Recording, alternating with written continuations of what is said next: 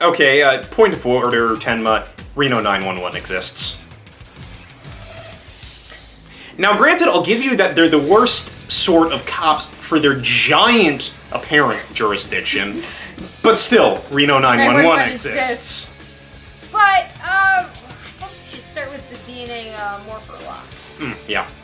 And that, I actually like the DNA morpher lock to it. It means, and this will actually come up with a later rant, it actually means that if you were to send someone back in time with a morpher locked to them,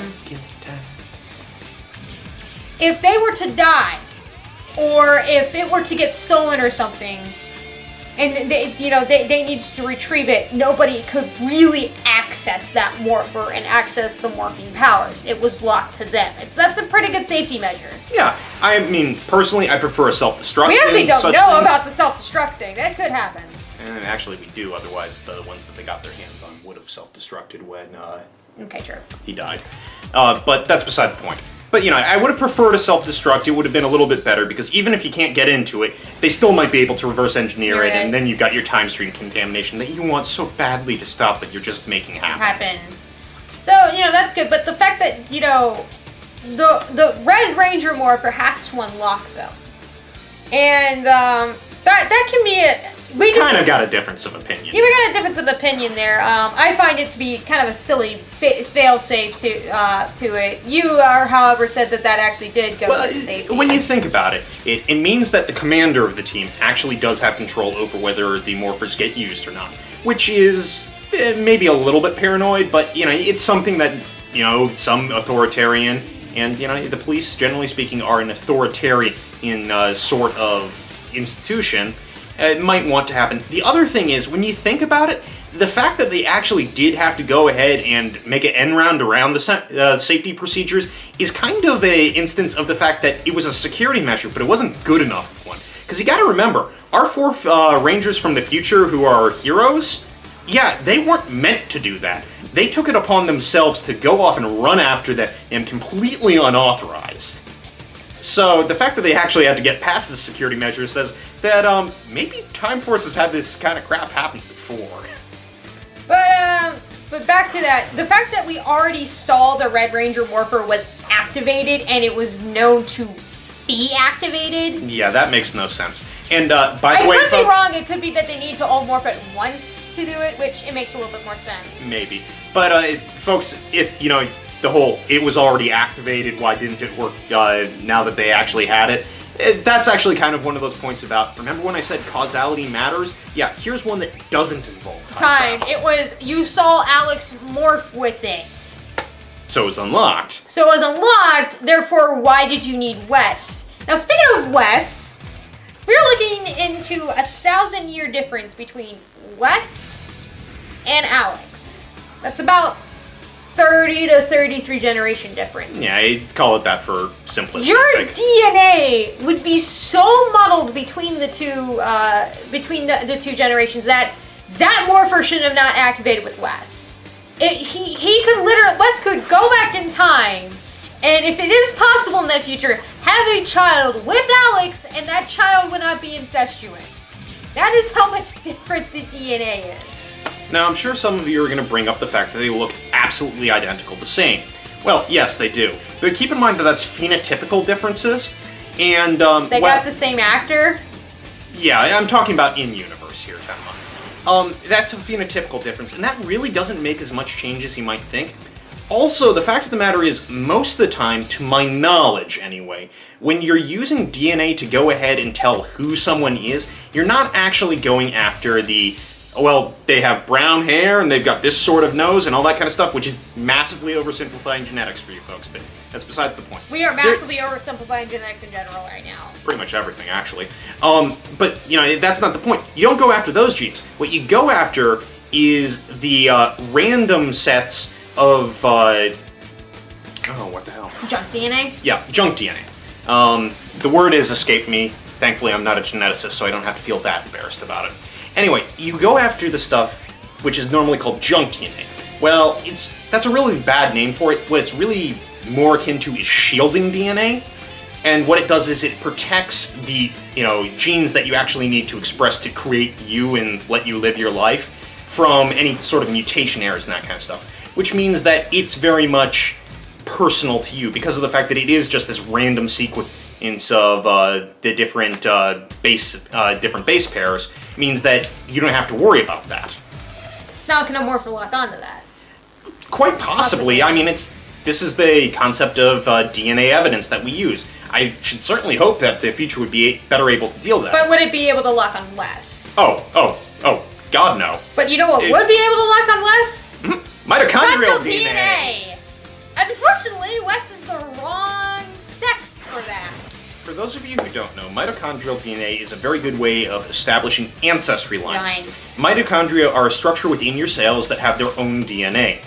It's passed down, however, by matrilineal lines. Which means the mother has to pass it down. Which means that Wes would have to be a woman. So, and every single one of the kids running up to Adam? Alex. Alex. Would have had to have been a woman. Yep. Wes should have been a woman. And, they could have gone with that, too. It's not like they didn't do the whole man in Japan trope before. Yeah, just never with the Red Ranger. Seriously, folks, give us a female Red Ranger. And not an evil one. They did. Yeah, she doesn't count. She's not the one that we follow throughout the entire series. Yeah, they did twice. And they did an evil one and one you don't follow through and had to deal with a... We're not talking about Shinkanger versus Samurai right now, okay? We're talking about Time Force. But, no, they could have gone with... And that goes to show they probably didn't know about mitochondrial DNA either, so... Well, I mean, writing staff, not geneticists. Exactly. But that is like kind of the one of the few ways that could have bonded to Wes. Yeah. So the bonding to Wes with a generational gap. I mean, maybe if that was his like grandfather. Yeah, I imagine that you might be able to get something there, like that, but not like several great grandfathers. 28 greats. 28 great grandfathers is what Wes was to Alex. And then there's how they conduct themselves when time traveling. Yeah. Let's how they first appear when they are in the past is they're all in that PVC outfit that says Time Force. They look like they are lost. They were lost going to a sci-fi convention. Would be my guess if I saw them on the street like. This ain't Halloween. Comic-Con's down south, dudes. Yeah. Well, I mean, I suppose you could make the argument that, oh, hey, I guess they're filming something for some movie, yada, yada, yada. Which, of course, is going to go ahead and kind of drop when you actually, see someone get hit by stray weapons fire and explode a shower of blood, but that's beside the point. So we don't show that on Power Rangers. But this season actually did show collateral damage. I'm just saying blood fountain. We don't see a blood fountain. We don't see blood fountain in general. But no, and then they activate their scanning devices, which is basically their sunglasses. But what's funny is the sunglasses kind of appear on their face. And everyone's in shock like, oh my gosh. I never asked for this. Excuse me. And then it's Wes who comes up with the idea you should blend in. And then when Alex goes back in time to talk to them, he gets all upset that, oh hey, you guys aren't wearing your Time Force uniforms. That's protocol to wear your Time Force uniforms. I don't care about the blending in thing. Now you could argue that half of the blending in argument was because that came up when you saw that picture of like Wes kissing Jen on the cheek, and that was partially jealousy. So, well, if Wes is so great, why don't you go to him? Yeah, well, but the bigger point here... is... They didn't think of it themselves, which means that apparently it's Time Force policy to go back in your highly conspicuous uniforms. Now, like I said, you might think of this as them filming a movie or that sort of thing. And I suppose if I'm being excessively fair, most of what Time Force does when they go back in time is a quick in and out hop, but they seriously didn't have any thoughts for a long-term, going back in time thing? Mm-hmm. Really? I mean, seriously? At all. I mean... Come on, contingency planning, folks. The US military has a plan for fighting zombies! Zombies! And zombies. they have, like, a plan, and Time Force has a plan to, Just let people stand out in time periods. Oh, you know, when you go back to, like, say, the Middle Ages, you can pass that off as, like, angels and demons. Yay for superstition! And you have superstition, but in the age of in the Enlightenment, especially this era, yeah, you really can't go, wow, it's magic, folks! Especially because we do see that it's possible for some reverse engineering to happen. If there's reverse engineering, it's obvious that the science connects well enough that they are able to make the logic jump that this is still science, not magic. So, yes, smart idea. Go back in time and stand out like a sore fucking thumb. That's not the stupidest thing they do with time travel. Oh, no, they do several stupid things with time travel. Mm-hmm. I'm trying to think of there's the jurisdiction. Oh, right, yeah, and this is less a time travel thing and more of a just, what kind of law enforcement agency are you? Okay, you're going to go back in time where you are not natives from, and you are going to claim that you have the sole jurisdiction over all the issues that happen here. Excuse me, what? You have no jurisdiction back then, and you've decided that you do, but I don't... You don't even exist back then! Yeah, there's no way that anyone's going to agree you've got jurisdiction. You're gonna flash a Time Force badge in your sci-fi convention uniforms. Thank God this is Power Rangers and you morph it into a Power Ranger, you know, that would basically be like, oh yeah, they're legit. Yeah, but I mean, seriously, if you tried this in real life, enjoy the long-term psychiatric care. I'm from Time Force, I'm a time traveler. That might be a little bit much, but you get my point, folks. That they have no jurisdiction. And then, later in the series, we get the Silver Guardians. You know, Mr. Collins' response to this threat, which obviously these 5 yahoos actually haven't been able to clean up. You know, he puts together a private security company. You know, to take care of his assets. Yeah, you know, sure, they're a bunch of, well, mercenaries, what we called PMCs before we had to go PC on the concept of PMC. But the fact of the matter is, 1, he's got a legit right to protect his interests. And 2, apparently the city's decided, yeah, these guys are doing a good job. We're going to go ahead and say that they can do the thing. Because cops are too busy, like, trying to track down all the speedsters. Yeah, apparently. That is really all the cops show up for in Time Force, to be like, you were driving really fast, or you were driving really reckless.